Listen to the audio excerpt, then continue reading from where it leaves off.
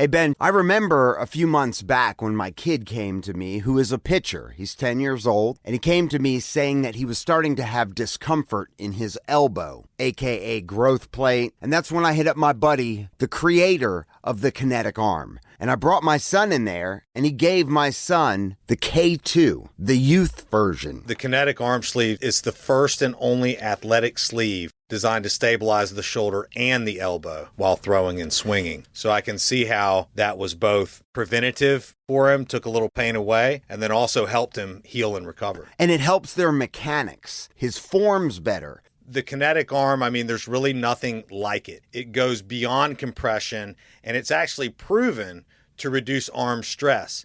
It is the only movement arm brace that functionally stabilizes the arm while in motion. And that's really where you get the damage, is by repetitively doing the same thing over and over again. I don't know how it works exactly, but I do know it works. So check it out. You can go to thekинeticarm.com, use promo code ManFUzed, ManFUzed. You'll get 10% off that way. Or you can get the link in our episode descriptions on the podcast.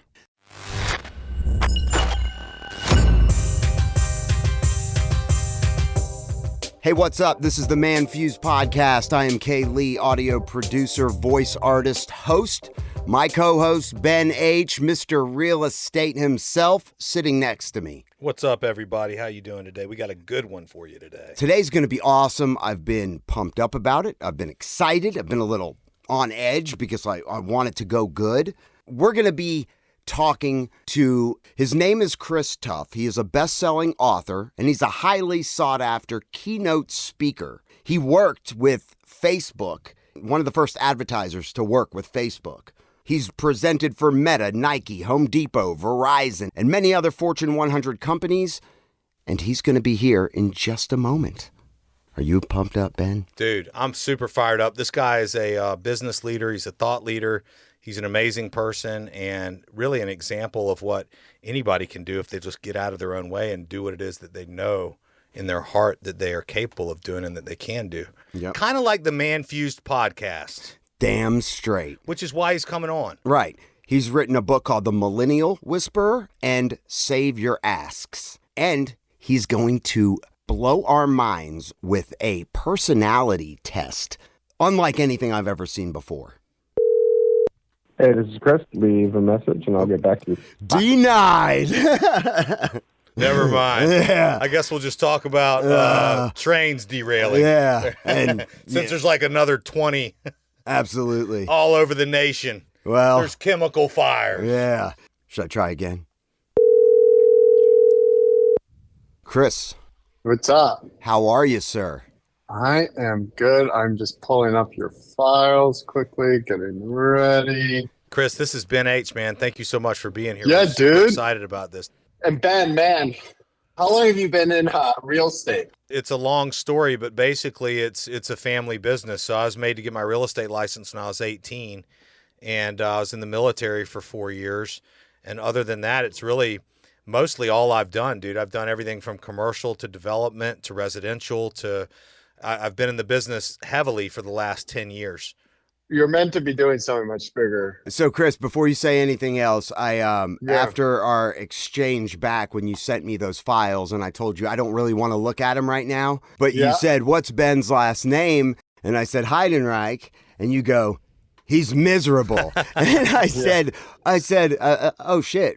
And you're like, in his work. And I go, oh, really? Are you being serious? I thought you were joking with me. And that's how I teased it to Ben. I was like, I told him just that much and nothing else. Because I didn't really have anything else. Obviously, appreciate your time. You know, I've done a ton of research on you, and I've read a lot of the things that you've written, which are awesome. Beautiful, man. You write beautifully, and your expression is just so authentic and so genuine. I think in a big way, there's a big piece of me that seeks that level of expression as well. I see what you do, and it's just unbelievable, man. I know, again, your time is valuable. If you're open for an offline conversation about the results of that test and just any ideas that you have. 100%. So do you want to analyze Ben first or me? here's the best part about personality tests is that there's so many available to us and no one's focused on it. And one of my kind of life dreams and passions is to bring more of these to more people earlier in their careers before they get stuck. Yeah. And unbeknownst to a lot of people, I actually had a dental consultancy that I helped build. And I know it makes no sense, right? But dentists actually have the #1 suicide rate of any other profession. I've heard that, man. And I'm like, no wonder. I mean, you're sitting there staring down the hole of somebody's mouth all day. It make you want to blow your fucking head off. Here's what I discovered though with that, right? Because knowing that going in, it's that a lot of people, and this is true for ourselves and our friend groups, is that a lot of people are doing the wrong jobs for the wrong reason. Yeah. Right. And one of my hypotheses is like, what if we just, even in like our last years of school, focused in on these things a little bit more so we can create more of a choose your own adventure. Some of us shouldn't go to college. That's Screw right. college. Like skip that step. Dude, what 100%. a waste of money. I dropped out of high school. With this personality profile, who wants to go first as I analyze I'll go. I mean, it's fine. Let's do Kay Lee first. All right. The man, All the right, myth, Kaylee, the legend. All right, Kaylee. So here's what's interesting is your daredevil is your profile, which means you're like running and gunning. If the house burns down along the way, on to the next, right? And what makes you a daredevil is that you know where it is that you're going. You've got a high autonomy. You're extroverted, meaning that you get your energy from other people. And I think a lot of people misinterpret introvert and extrovert. Mm-hmm. And what I mean by this interpretation of introvert and extrovert, and even listeners, as you're trying to dissect this, we all wake up with a certain amount of energy coins in the morning. Absolutely. And extroverts end up Pac-Manning the introverts' energy coins, right? Well, this is actually good for both of you because you're both stealing extroverts. energy from them. It's only going to fuel you, right? And same with me. I'm top 1% of extroverts. This is only going to fire me up even more. Whereas like my wife, who's a huge introvert, is like, stop stealing my energy coins. Please move away from this side of the house and go steal someone else's. Right. Absolutely. Sounds like your wife, Kaylee. Yeah, it does. It sounds about like that. Who's never even listened to one episode of the podcast. Well, she hears me. She's like, I hear you enough. She's like, I can't give you any more energy tokens. Right. So Kaylee, I mean, it's not a surprise you are pretty extroverted, right? So you get that energy from others. Now, your pace, you're fast paced. You want things quick, right? You are not a detail, or you're also as low as they get for detail orientation, right? Like you're going to send me the Zoom link 2 minutes before we get going on this thing, right? Like, so one of the most important things for you, Kaylee, in order for you to run and gun, you need an administrative high detail assistant next to you. Mm-hmm. All right. Yes, sir. Like that is going to be one of your most imperative pieces, because what I do is I match up who you are and then where you are in your job. And I look at where those things are moving. And we can talk about some of those things, but just two more elements on this dissection is that people are either logic-based head or logic-based heart. Okay. And you two are opposites to one another because I know both of your profiles. And Kaylee, you are all head, right? And so let me guess, Kaylee, you've gotten feedback from people saying, man, like he's so cold, right? Like his feedback is abrupt and he doesn't care about me. Offensive, just purely offensive. Yeah, right? Well, it's funny because what I portray on the Burt Show to the audience and the stories I bring to the table, he's the villain. I've kind of am the villain because of the things I say, and they're like, I don't know how his wife is still married to him. Now, it's some of it's not that extreme, but yeah, you're right. Way. Yeah, it feels the same way. Yeah. Well, she's wondering the same thing. Yeah, she asks herself.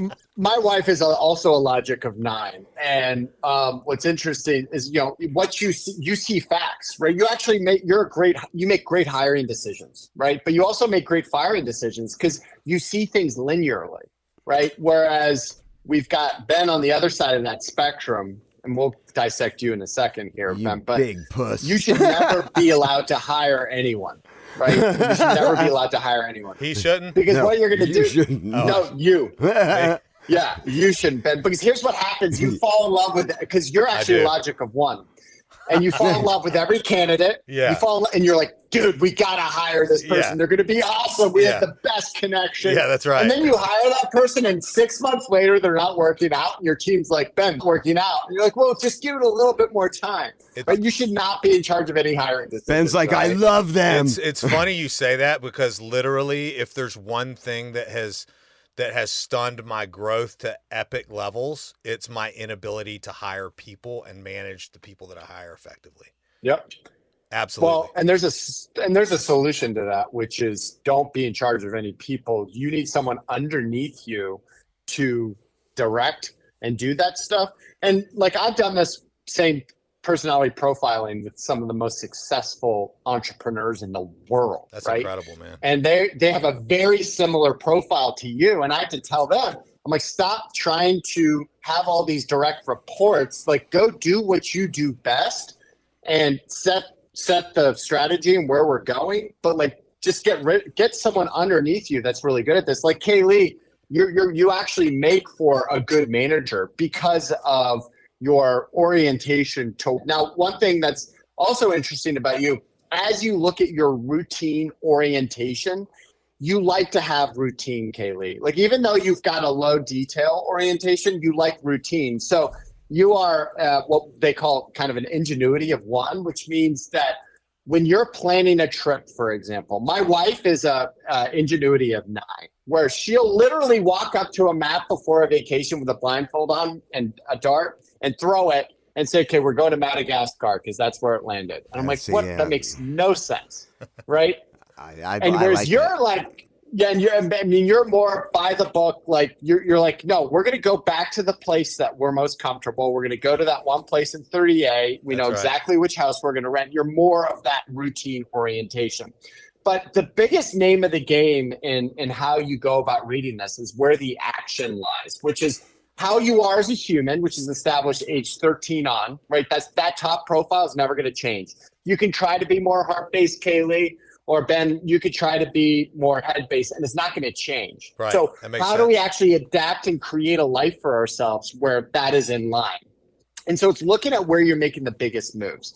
So Kaylee, where you're making the biggest moves in the opposite direction is, and maybe I should talk to Bert about this, but you're not empowered enough at work. Your autonomy is going down almost, quite a bit, right? So you see that happen, which means you're having to be more team oriented than who you are as a human, which is you're more of a entrepreneur and a leader that says, this is where we're going, right? I know we're going to start the podcast. We're going to do the podcast. This is where we're going to interview. This is where we're going, right? Whereas within your work environment, you're like more team oriented and forced to kind of follow the flow. Well, I'm a team player, and I really like the person is at the helm of it.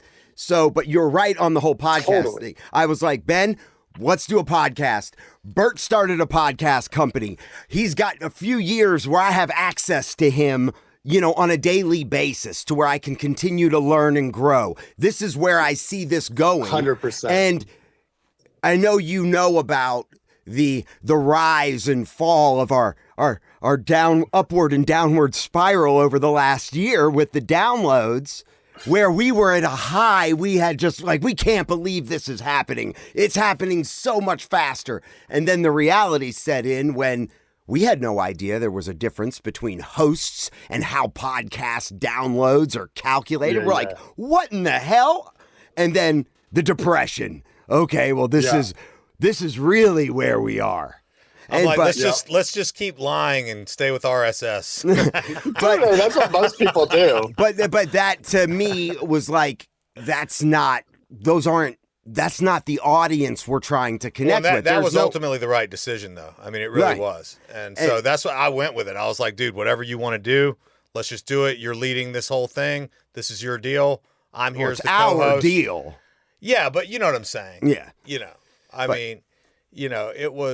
It was crazy. Interesting. It was crazy, but sorry to interrupt you. But yeah, well, with Bert, you're good. He doesn't like being a bitch at the Bert show. No, I'm not a bitch. I have my tasks that help that thing run smoothly, and I am honored to do them, and I do them quickly and accurately. But so, Kaylee, here's one of my creative suggestions, right? So what I would suggest, right? So I think it's important that all of us and anyone listening, that we pursue things outside of work that drive us as humans, that actually fulfill our natural characters as well as our interests and passions, right? Right.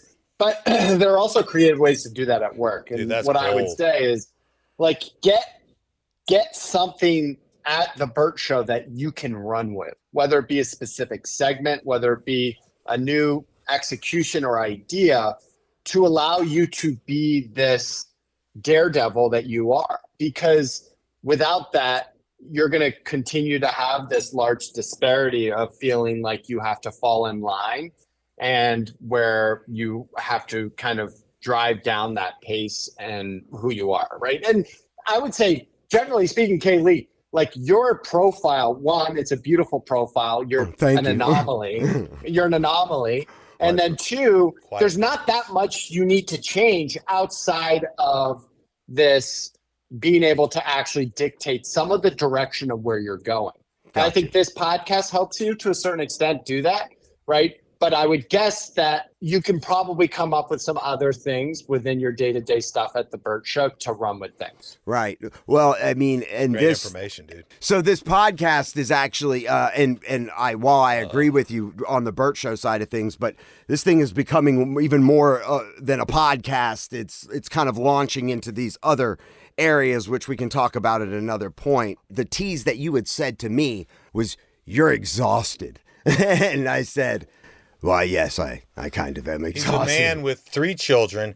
You're burned out. But I'm so excited about where I'm going. Tired, but I'm fueled. I still have the energy to continue on. So just for perspective, you're going through 40% more energy than what you have in a day. So when your head hits the pillow, if your fuel tank is at a certain, it's actually 40% in the other direction.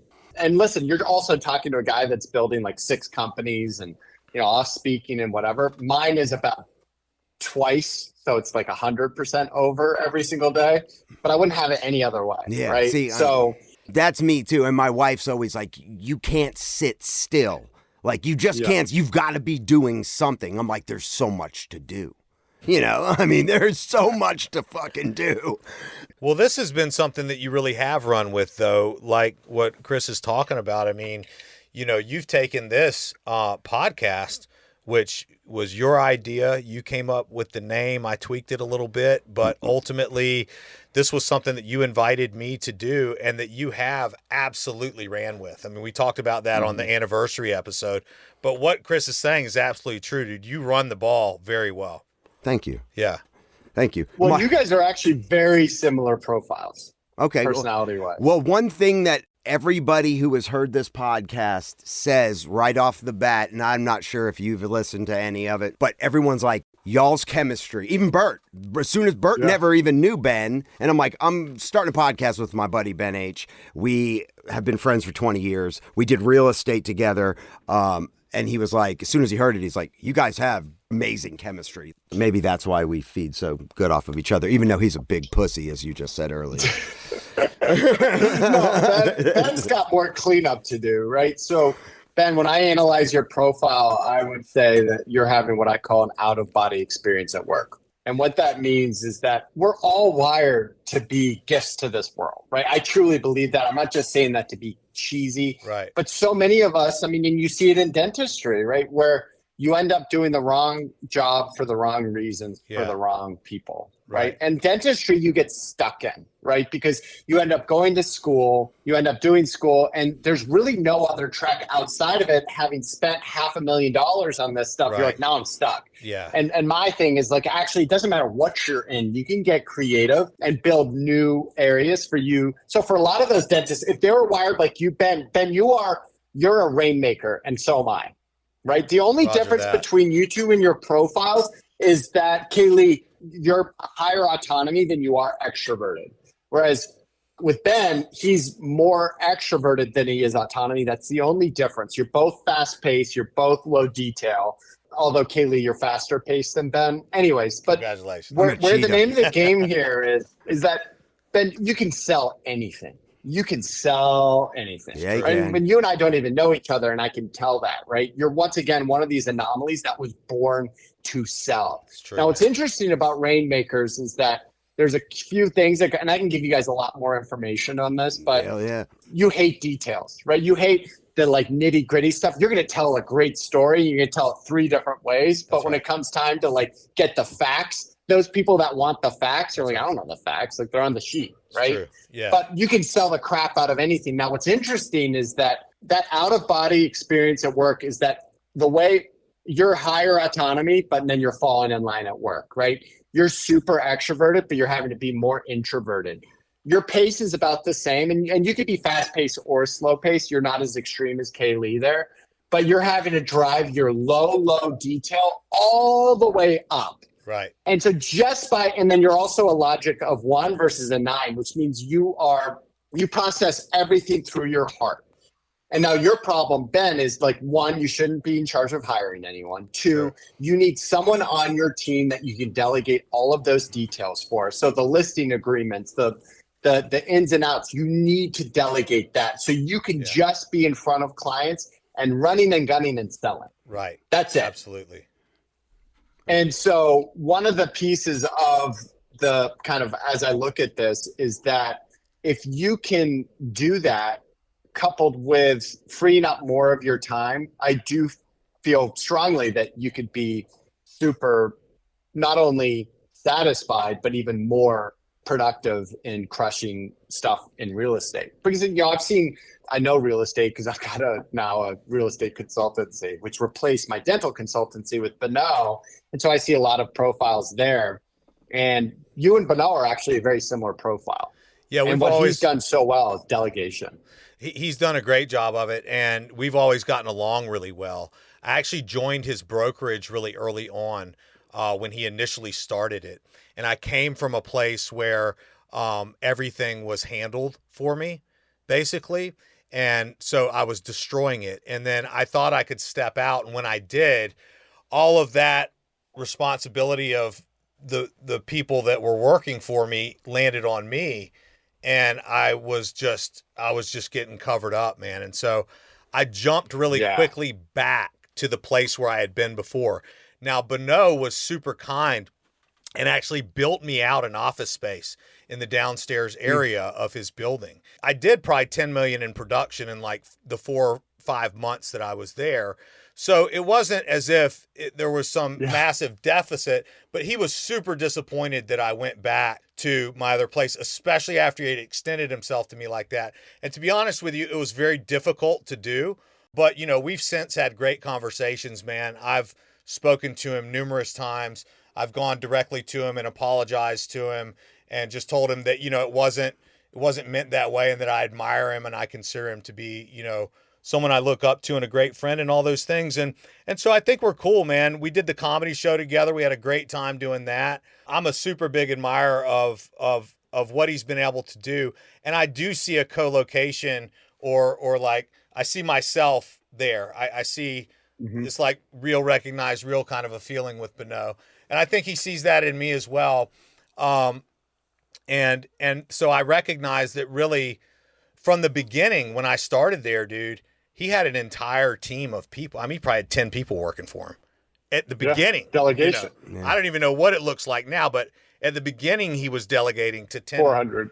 Yeah. So, I mean, exactly. I mean, so absolutely. But here's the other thing with you, Ben, and I want you to hear me on this, is that when you get down, all right, and you get down because you process everything through your heart, it is absolutely essential that you have either a friend like Kaylee or someone that you can look to and say, I'm feeling down, help pull me out of it. Yeah. You need someone else on your team to pull you out of that, or a coach or whatever that is. You need a support system around you, because your greatest asset is also your greatest weakness. Yeah. Because what you're able to do with buyers and sellers is that you can relate with them in an empathetic way where they leave that meeting, they're like, I love that dude. Yeah. Right? He gets me. He I could feel like he knows what I want in the house. Right. But on that the flip side of that same coin is that when you get down, it's hard to pull you out. Yeah. So you have to have resources there to pull you out. And I don't know, maybe I have a warped perception, but I feel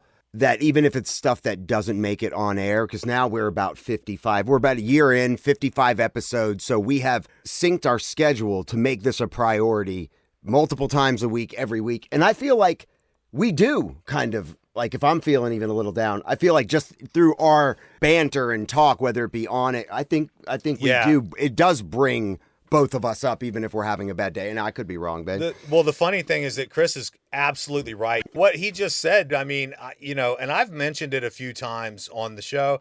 And honestly, I tell everyone that I love and everyone that loves me that, hey, I deal with a level of depression that I don't even understand.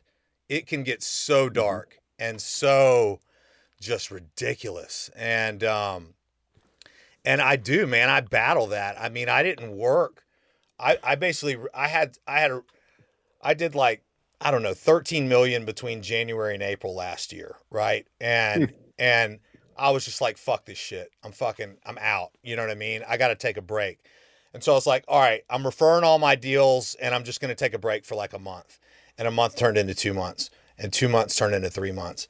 And then September came around and it was like, holy shit, dude, I don't have anything going on. I referred a ton of business out. I got paid half on it. And I had this break, but then that turned into non-productivity in that space, in the real estate space, right? Which is really my primary source of income. So then I have to gear back up in the way that I know to do, which really doesn't serve me as well as if, like you're saying, there was a support system around that allowed me to ride through instead of just kind of going like this constantly, which is what I do, dude. It is what I do. Well, you're also doing a lot of shit you hate. That's right. And it's all detail orientation. If you can just find one person that you can either, put them on an hourly rate to start doing that stuff out of the gates and then transition them to full time, because you're going to start crushing that. Yeah. Even in this market. Yeah. Right. You were born to sell houses, but you don't have the right person to delegate that to actually end up and if you can do that, everything switches in the other way. Right. That's my one suggestion. Once again, I've never met you. I'm just looking at the data. No, that's amazing information, Chris. I mean, it really is. And it hits a really deep place in me to hear you say those things. I mean, like seriously. And so I appreciate it. I'm grateful for that experience. It's something that I'm really going to have to think about as well. You know what I mean? Like, you've given me a lot to think about. And also immediately I'm identifying people who have come into my life over the last couple weeks that want to work with me. They're like, look, we just want to be a part of whatever the fuck it is you're talking about. We want to do it. You know what I'm saying? Because you're a rainmaker, Ben. You're born. You can sell anyone on the vision. It's true. Right? Like, people want to be with you. Yeah. Mm-hmm. I want to be with you, Ben. I love you. Yeah. How does that make you feel? How does that make you feel, Ben? But so thank you, man. I really appreciate that. Yeah. I mean, really, that's incredible stuff. That's awesome. I love this. I'll also say I have zero license in this. I've never done any training. I just learned it from my dental consultancy, which I also had no. I don't trust all that shit, dude. I'm a non-trusting guy, bro. I've been to war. Yeah. You know what I mean? Yeah. Like, I've been to combat for like a year and a half. I don't trust shit. Find this fascinating. And I've taken personality tests before, but nothing. There were two questions. There was choose your own adventure, whatever that, you felt applied to you, and you get all this information out of those two questions. But it's an interesting thing what we're talking about, the license thing, and it relates to what we're talking about as well, because to me, when you say I don't have a license on this, that takes it up a notch. You know what I'm saying? Instead of like down a notch, because to me, like, a license equals a test. A license equals a book. A license equals curriculum that you have to follow. An agreed upon narrative, which we're not going to operate outside of, because that's what we got our license. We go outside of that shit.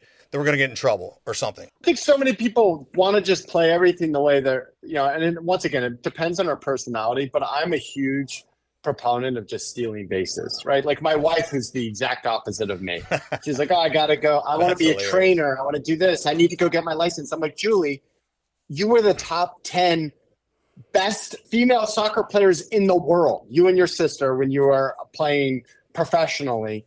So just steal those bases, right? I mean, I had no authority on anything in the culture world except for running a team of 400 young employees. And then I wrote the book on it. It sold 100,000 copies. Now I've become that authority, right? But we don't have enough action in our life. So many people like to say, let's do this, let's do that. But then what are we doing to actually move towards it? And I'm not talking about happiness, right? I'm talking about where joy lives, which is progress, especially as men. And Absolutely, so how do we create more progress in our lives that's in line? Stop trying to fake it to everyone around you. Right. And take action on being the person that you were born to be, right? Or not even born to be, but really age 13 on. That's incredible stuff, man. That's amazing. Chris, what does your daily regimen look like, man? I mean, for someone like yourself, what does a day look like for you? Just high level, So here's what's interesting about that is that I've had some people so there's this guy named Ryan O'Leary who I did a speech around culture and connection to your people, the Millennial Whisperer, essentially. And he reached out to me on Instagram afterwards, and he was like, Chris, that was amazing. Thanks for providing value. I'd love to talk to you further. I was like, well, what do you do? And he said, I'm a salesperson for this insurance company. And I was like, dude, you got to read my new book, Save Your Ass, which is all right in line. I haven't shown it to anyone, but I'll give you the rough draft. I sent him the rough draft. He goes, Chris, I'm coming to Atlanta next Wednesday if you're available. I want to just shadow you for a day. And I was like, yeah, come along. And so he comes along and, I said, there's been a little change of plans. We'll meet at my house, but we're actually going to go wake foiling with my buddy, John Brinkus, for the rest of the afternoon. We're just going to connect up there. He was like, seriously? I'm like, yeah. And then we'll probably have some other meetings along the way and take it from there.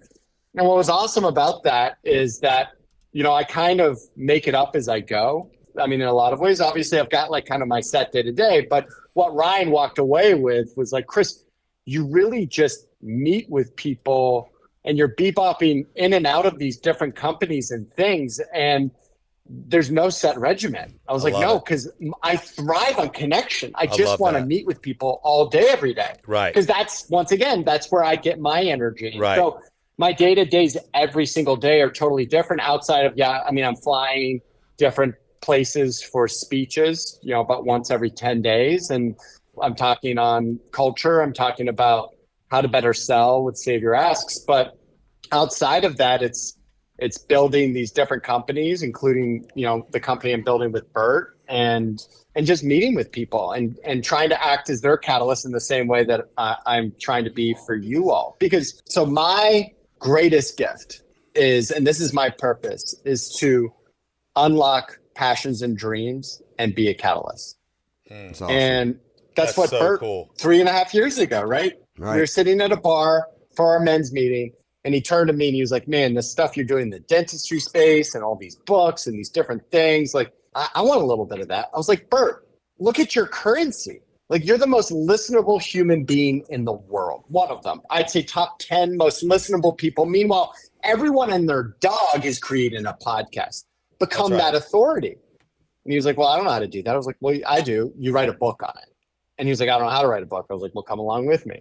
And what's cool is Listenable will be published in March, right? But during that journey, he's applied a lot of these learnings to the radio world. And, then as he's been going, he's like, holy crap, Chris, this is unbelievable, this digital and podcasting. And that's really where we kind of pivoted along the way. And he brought me in as a partner where we're now building Pioneer and having a lot of ups and downs and all arounds, but there's no one else I would rather do it with, right? It's when you go to battle. And I told Bert this the other day. I was like, Bert, you are such an anomaly in that you're like a gobstopper that each layer that I get deeper, it's actually better tasting than most people. Most people, it's the opposite. With each layer, once you break that surface level, you're like, wait, this, and then you get to the core, you're like, this person kind of sucks. Right. And I was like, Bert, I'm at the core of that gobstopper, and you rock, dude. You taste delicious. I was like, right, it is. And I look at my inner circle, which is comprised of 5 people, and I put Bert in that. Who are the people when I'm feeling down that I'm calling? Yeah. All those people are these kind of gobstopper experiences that as you get deeper.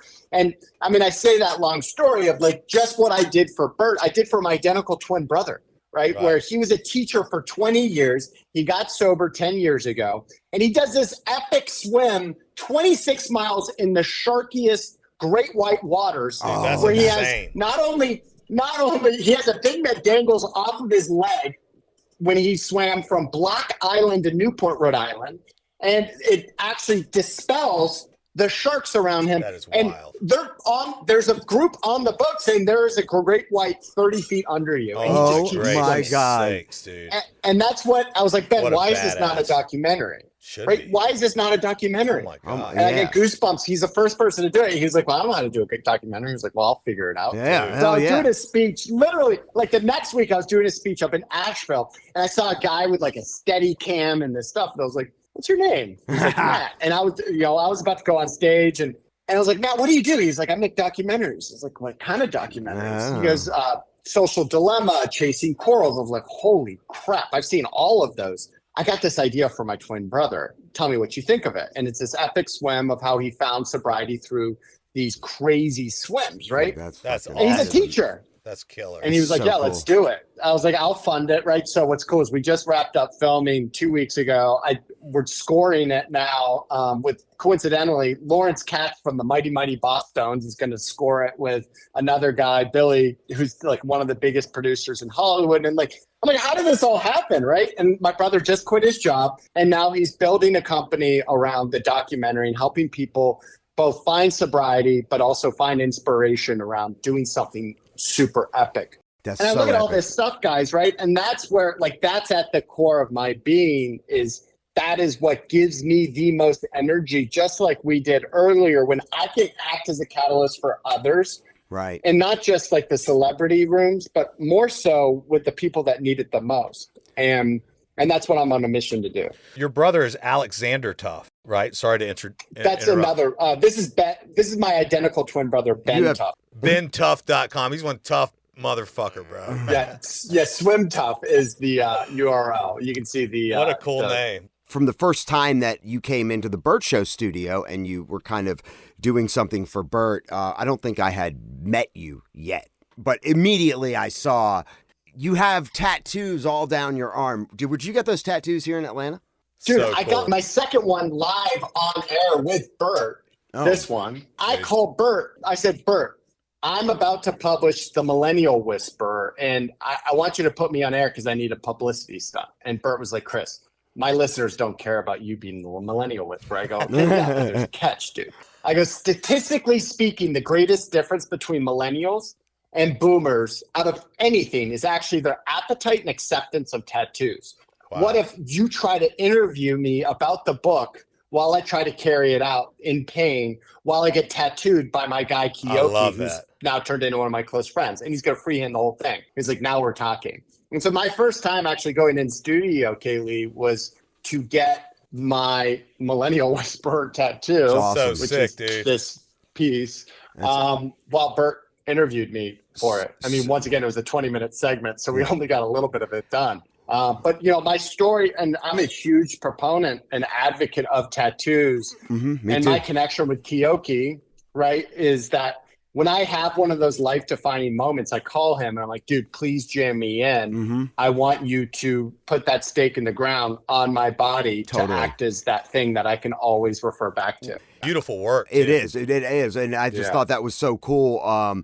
My story, and I don't know if I've told it on this show and a little bit on the Bert Show, you only get a couple minutes snips to get your stuff out on the Bert Show. So when I dropped out of high school, my mom was about to kick me out of the house. She's like, you're not going to school. You're not working. You got to go. And I was like, man, I don't know what I'm going to do. I was like, you know what I'm going to fucking do? I want to be a body piercer. That's what I want to do. At the time, I'm going through the phone book, right? And I'm like looking up these tattoo shops and I start calling. Hey, I want to be a body piercer. Hello? Hanging up on me. They don't want outsiders coming into their shit. And then I go into Psycho Tattoo in Marietta. I don't know if you're familiar. You've lived in Atlanta enough, right? Dino Cook owns that shop. I don't know if you know who Dino Cook is. Dino Cook is in my opinion, one of the best artists, hands down, of his generation. He's older than me, but skilled in every way. Photography, painting, tattooing. I mean, his portrait work is beyond. Well, I go in and I'm like, I smoke a blunt with the piercer. And I'm like, after he pierced my nipple. And I'm like, dude, I want to be a body piercer. And he's like, well, I have some pull with the owner. I didn't know who Dino Cook was at the time. I get my foot in the door. For 8 years, I'm helping this trend move along. At that time, a tongue piercing was shocking. Yeah. It was like, oh my God, you got your tongue pierced. Nonetheless, a genital piercing, like we didn't walk around showing anybody, but it became over the years, and we were the biggest shop out there. Well, I ended up buying half of the second store. So for 11 years, I owned part of Psycho Tattoo 2 in Sandy Springs before the city took it. And just watching that acceptance of how everything is like, okay, well, it's not shocking anymore. Now it's accepted. You can go to an executive and you're not shocked when you see tattoos coming out of their suit sleeve anymore. My chiropractor, who I haven't been to in years, is sleeved out. It's just accepted. And I just found your work very cool. And I think it just helps your brand even more. Yeah. And it was funny. So actually the documentary maker, Matt Corliss, who I had out here, we were sitting and I was like, dude, you want to go for a run? He was like, what are you talking about? Like, we only have like an hour. I was like, yeah, but I need to, like, let's just go for a run. What size shoe are you? He's like, a 12. I'm like, all right, you want to go run along the shed? He's like, I guess. So I gave him my clothes and we go for this run. He's like, Chris, because I'm like, we got cameras all around us. I'm like, the only way we're going to be able to connect is to do something together, right? Yeah. And so we're on this run and I start talking about my story and what starts with my rock bottom, which was 2016. And wow. I'm referencing my first tattoo and how I met my tattoo artist, where I went to 5 tattoo artists. I said, listen, as I came out of my rock bottom, one of the main things that changed was doubling down on my 2 daughters and my wife. And it was actually my twin brother said, you got to stay in your own hula hoop. And I was like, I'm going to go get that tattoo, right? That I want 3 hula hoops, 1 for each of those people.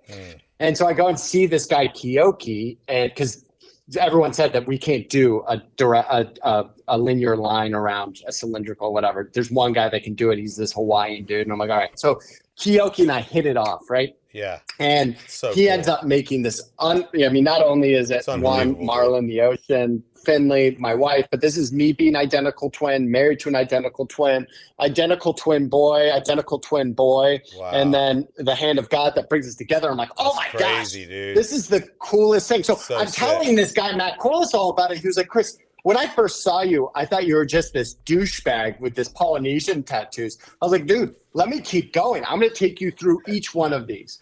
And it culminates, right, to me saying, so I've taken, one of the things that I do is I take 20% of my time and I take people along that need it, right? So I take 20% of all my time and I just, with no prerogative or agenda, I just want to help them. Yeah. And Kiyoki really has become one of those. That's amazing. And so I helped him open his shop up in Duluth. And he calls me after I helped him get his health inspection thing done. And I was like, dude, I got to be your first tattoo. He was like, well, you got 20 minutes. Because I was like, I want to be that $1 bill on the side of your tattoo thing. So I got to be the first one, right?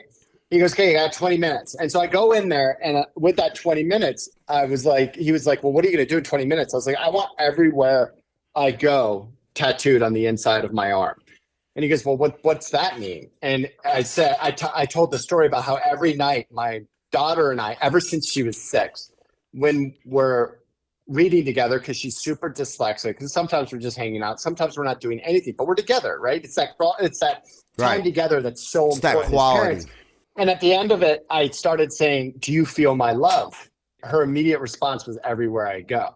And so I was like, I need to get that tattooed, right? And so I go into Keoki's, he gets it done. And I'm telling Matt this on our run, and he starts crying. And one of my tactics that I love to tell audiences and anyone listening is sending video text messages after you meet someone, right? Yeah. So let's just say you meet someone. When you send them a video text message, it deepens the relationship 20 times faster, and it's a lot better than any sort of text or something else, right? So I send Matt, cool. I was like, dude, that was after he went back to Boulder, I was like, that was an epic run, blah, blah, blah. And he awkwardly texted me. He's like, I've never done one of these video text messages before, but Chris, I got to tell you something. I want to be put in touch with your tattoo guy. Never did I want a tattoo before you told me that story about you and your daughter. Can you set up an appointment next time I'm in Atlanta? I was like, Matt, you're my guy. I'll set it up, baby. Right? Incredible, dude. And I was thinking the same thing. I was like, dude, I need to get with Keoki. So this, I didn't have a daughter. There was a DJ called Keoki back in the day. I didn't have a daughter at the time, and I hope that this was my rock bottom. You never know what life has in store, right? But I was going through some rough times. I had broken up with somebody that I was with for years. I was probably doing more drugs than I should have been doing, and I remember going with a really positive group of people who were very, very successful, who I grew up with. Believe it or not, their parents were Amway millionaires. Yeah. Okay. But this was crazy though, man, because I was introduced to people that were successful in Amway when I was like 12 years old. I knew nothing about what it was or what they did. And as I started growing up, all these people ever did was give me just Napoleon Hill books, just training after training after training. And people were like, oh, well, they're diamonds in Amway. And I'm like, well, dude, they're living a life that most people don't fucking have because they got this residual money. Well, regardless. And so I went with them to Costa Rica. And I remember sitting on the beach. And at that time I was looking, I wanted to come down with my sleeve. And I was sitting on the beach and I picked up just a thing of shells. And I don't know if you've ever looked at the organic biomechanical shapes that are on shells. It almost looks like something out of H.R. Geiger. Alien looking, like that's what I want. It's life. I don't know if you can see. So this is like a zoomed in version of shells that, like, if you just took like a lens and just zoomed in. You can, like, the further you look into it, the further it goes. Camera probably is not doing it justice, but and it to me, that was like my buddy Craig Foster, who was on Ink Master multiple seasons, has got one of the most unique styles I've ever seen. He's just... I know Craig. You know Craig Foster? He's the godfather of my son. Yeah. I worked with Craig at Psycho Tattoo for 10 damn years. And I mean, we have our bond, like we get together. My wife's like, you guys are like, you're 12 years old. How do you know Craig? Yep. Just through Keoki. Oh, okay. I know a lot of the tattoo guys. I've now become like the guy to go to when people want tattoos. I'm like, oh, Keoki. It's cool that you know Craig. He's a cool cat. Probably met Keoki too, I would imagine. I've been out of that game for so long and, started pursuing other things like radio and podcasts and learning from Bert and things of that nature. It's this ride has been awesome, and we are just, I don't know if you are as excited as I am. Chris, we're trying to move this ManFUzed brand. I think there's so many areas that we're about to branch off in, and I'm just super excited about it. Do you want me to tell you how to do it? I mean, of course. So here's one of the things that I've learned, right, is that, and I've got a lot of friends that are authors and podcasters and speakers and stuff, and so many people do it in the wrong direction, right, where they end up writing the book or having the podcast, and then they try to monetize it immediately. And money and impact go hand in hand. Of course. And so as I've gone through this journey and invested a lot of money in the right places, but more so in the wrong places, one of the epiphanies I had was like, I've got it in the wrong order, right? And so now that I know what the order is, which is you create, I mean, I'm doing it with Beno right now with Brokering Billions, right? Where you create the momentum into that thing. For you all, it's ManFUzed. And then you start focusing in on retreats and events, which then goes into a year-long or 6-month long kind of program that follows some sort of curriculum. And then off of that, you create the flywheel, which then creates all of these other pieces like the speaking, like the sponsorships, everything else. That's what's become my specialty. That's sick. And so I've created a company as of the last week called the Impact Factory. And it's creating a movement to help people create movements. And I have a call right after this with a guy to help him with his stuff, who he changed my life. Is this guy named, everyone has to check out this dude. His name's Grant Corgan, and he has a documentary called The Push. Grant was paralyzed in a snowmobile accident. And in his moment of despair, as he was getting some of his agility back, but obviously not that much because he broke his back basically in half.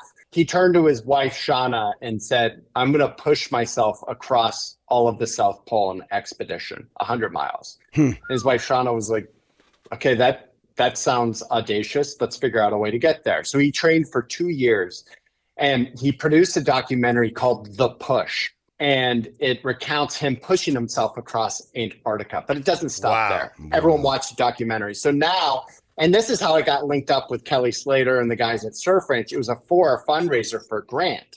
And Grant and I hit it off, and I'm now the momentum lead for the Moment Foundation, which is the foundation he created. He's the only paraplegic in the world with his pilot's license. And what he does is he takes Army veterans and first responders, and he takes them up. I get goosebumps talking about it. He takes them up in a plane and hands them the throttle with a curated playlist. And he can see, watching these veterans that have had everything taken away from them, their hairs and their goosebumps hit. Cool, and it's a moment that puts them in control for the first time in their life.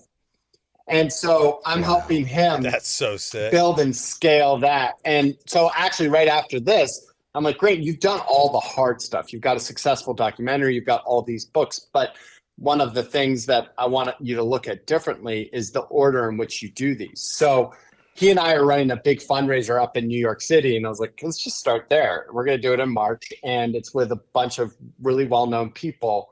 I'll do a retreat right afterwards that we can then start this flywheel for you. Oh my God. And so that's unbelievable. Once again, so that's essentially what I'm trying to do with everyone around us, and what I'm trying to do with you all today here. Well, as a veteran, if there's any space for someone to fill in there to raise money, or I don't know what it looks like, but I would be highly interested. I'm an Army combat veteran.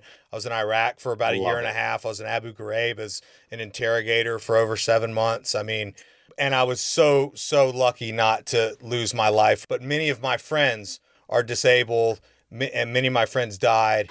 Many are mentally in very difficult places as well. So I have incredible connections throughout the military community, as I'm sure your friend does as well. Seriously, I'd love to be a part of something like that. We're raising $250,000 right now to buy him a plane, which I think we just did last night when I was on a call. And you asked me, like, what's my day like? I'm like, I have no idea. People are like, you're so all over the place, but not all over the place. But one of the places that I'm really focusing in on right now is to help Grant with the Moment Foundation and getting this airplane acquired so he can stop renting it. I wish right now we were further in our journey, because that would be one of my goals, to be able to stroke a check for $250,000 and be like, boom. I'm thinking, wouldn't it be cool if we could raise money through like all the VFWs? You know, you go after volumes of people putting up small amounts of money, you buy a whole fucking fleet of airplanes, dude. You know what I'm saying? Yeah, well, and then that's going to be the name of the game, is then scaling it out. One of the things that is special about it right now is Grant's the one that's taking them out. But we also have a strategic relationship with the Thunderbirds. So if someone's dream is to go up in a Thunderbird, mine, go up in a Thunderbird, mine. Like, so Mace Curran is on the board with me, who's the only female pilot that flies upside down. I met her at the Surf Ranch thing. I mean, and it's just like, what is happening? This is the craziest stuff. Well, that is on my bucket list item, to fly in a jet. Before the Russian and Ukraine war, one of the only places you could pay Russia to take you up and fly one of their little, there are ways. So there are ways. And that's my favorite game to play with people, is like uncovering, like, what's your ultimate dream, right? And I did a blog post on this. The most important question you can ask anyone sitting across from you, whether it's someone you're trying to get as a client, whether it be your kid, whether it be even your spouse, is what is your dream, right? What is that one thing? And what I'm on a mission to do is unlock as many of those as possible, and then but help people go after that. And Kaylee, I'll end it with one last kind of story that'll get you guys fired up. But if that's your dream, like, we'll figure out a way to make it happen. So I was in the Turks and Caicos right after I published Savior Asks. And I, instead of doing what most authors do, which is like a huge ego play and book signing, I went to my happy place, which is the Turks and Caicos. I'm a huge kiteboarder. That's my happy spot. I kiteboard my face off, reconnect with my family without devices. And we were on our 4th night there, and I finally like totally chilled out from the book published and, you know, everything else. And we went to this Italian restaurant, and it was an Italian restaurant where there were like 12 waiters, and we were the only table there. And I turned to my wife, Julie, I'm like, this is going to be one of those awkward nights when those, like, you know, there's like 12 waiters. We're the only ones here. It's probably going to be like a 2-hour meal, right? And she was like, I know, right? And then out of the blue, this young gentleman with the biggest beaming smile came by our table. And I looked at his name tag and it said John Lee, Johnley. And he was like, he just had this energy and spirit about amongst him. Like, and he was hanging out, he was talking to the girls, and it was instant connection. And he calls me Mr. Chris. He's like, Mr. Chris, you have the most beautiful family. And I then we start just jiving, right? We're like in our 2nd, 3rd course, and we're just jiving. And I finally uncover the fact he's one of 11 kids. He has 3 jobs in Turks. He's been there for 5 years, and he's busting his butt to try to make ends meet. And I'm like, John Lee. Finally, he comes back. It's right before dessert. I said, I'm going to ask you the most important question anyone's asked you. He goes, yes, Mr. Chris. I go, John Lee, what is your dream? What is that ultimate thing that you are working so hard to get towards? And he goes, Mr. Chris. And he got teary-eyed. He goes, Mr. Chris, I have 2 dreams. And my first dream is to go back to Haiti, to save up, get a plane ticket, go back to Haiti, see my mom. But Mr. Chris, my second dream is to go to the U.S., where it is a world of freedom, and I want to taste Chick-fil-A. And I was like, John Lee, there it is, dude. And he goes, and ultimately I want to work in hospitality. I go, dude, there it is. You just put a stake in the ground, baby. And my wife is like, Chris, just settle down. Right? Calm down. Right? And he leaves, and I go, Julie, I'm going to Aladdin this thing. I'm going to make that first wish come true. Are you down with it? She's like, totally. So he comes back. And I go, John Lee, here's the good news. You could just focus on that second trip because I'm going to take care of the first one right now. So we buy his ticket to go back to Haiti. It was $450 or something. He starts crying. He's all emotional. And I said, John Lee, I'm not leaving you, right? I'm going to see you all the way through in this journey. And it's about 9 months later, guys, right? So it was a couple months ago, and I'm on a WhatsApp video call, and Julie's like, who are you talking to? It's 10:15. I'm like, it's John Lee. She's like, you're still talking to him? I was like, we talk every single week. And and here's where it gets awesome. So I wrote a blog post about it, posted on LinkedIn. I had 5 friends reach out to me, said, I'll help John Lee out, get him to America. And I had someone from corporate at Chick-fil-A saying, we'll give John Lee, we'll give him a tour of Chick-fil-A, we'll feed him Chick-fil-A, right? Oh my God. And so it was last week that I was on that another WhatsApp call, and he's staying with me the last week of April. And while he's here, I've got him set up with a lawyer to help get his documents. I've got interviews set up with him. And I told him all this, and he's crying. I'm crying. He goes, Mr. Chris, God gives lessons in life, and he gives blessings. And Mr. Chris, you are a blessing. What's the difference between a blessing and a lesson? And he goes, well, blessings stay with you. Lessons come and then they leave. Wow. And you stayed through this whole thing. Bam. Wow. I get teary-eyed. Like, that's what I'm trying to do more of, right? And I think it's easy to misinterpret who I am and what I represent and what my message is. But ultimately, that is where my mission lies, is to do more for more, in that line of uncovering people's dreams and then doing something within my ability to then let them take action on it. That is absolutely amazing. Yeah. I just feel like everybody we touch on a daily basis, I've always felt this way. I mean, you can leave them one of 2 ways, better than they were, or you could be the jerk that, just pisses them off and adds to their crappy day if that's what they're having. And it just, him meeting you that day is an absolute blessing.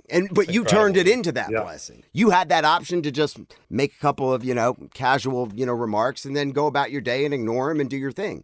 You have the ability to, and the want to, keep it coming. I just think it's amazing, Chris. I'm pumped up. I want to run through the wall right now.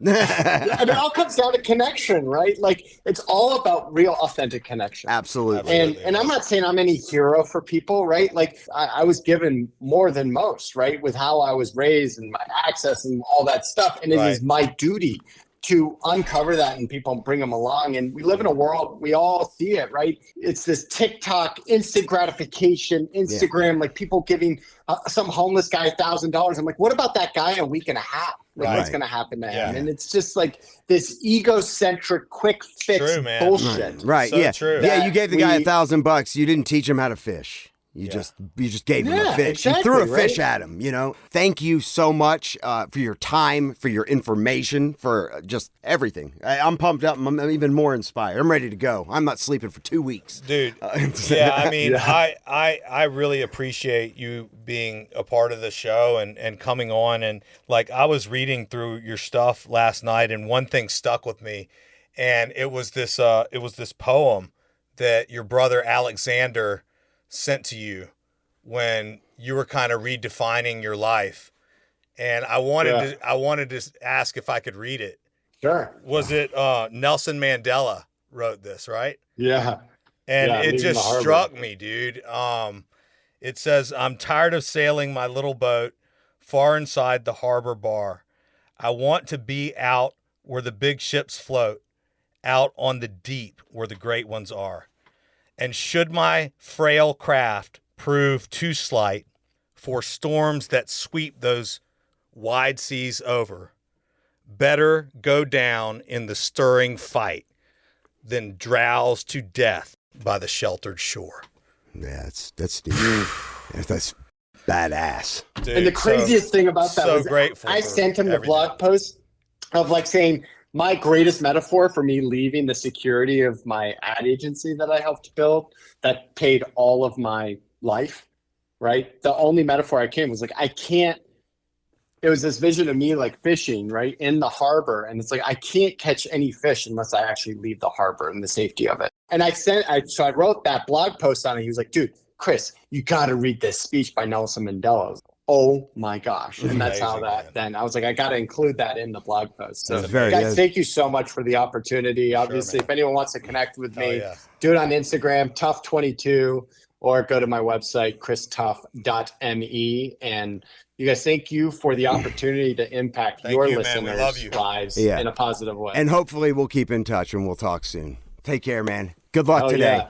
I love it, guys. Thanks, Thank you. bro. Thanks, brother. Wow. What a great conversation. Wow. That was epic. I feel like I just went through a metamorphosis. I feel like something just happened in my life.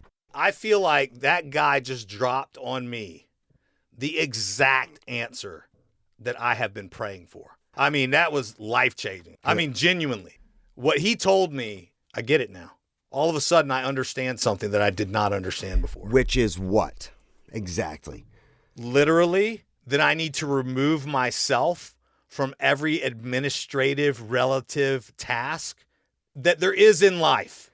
I need to be 100% out of anything detail-oriented, and I need to be 100% in relationships. And that would be like paying the power bill.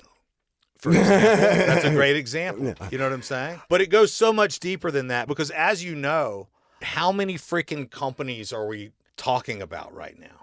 We've got like 3 that we're trying to build. Right. Yeah. It's insane. Right. And I am in the muck of the underside of things. I'm trying to do it all.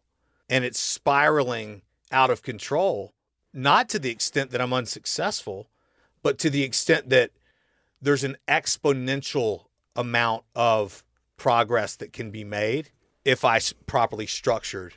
I just thought I was doing the best I could. Well, you were. We all can do better. I knew that would be a great meeting. This is the ManFUzed Podcast. Hit us up by joining the show, manfused.com or 770-744-5227. Support the show by sharing the show.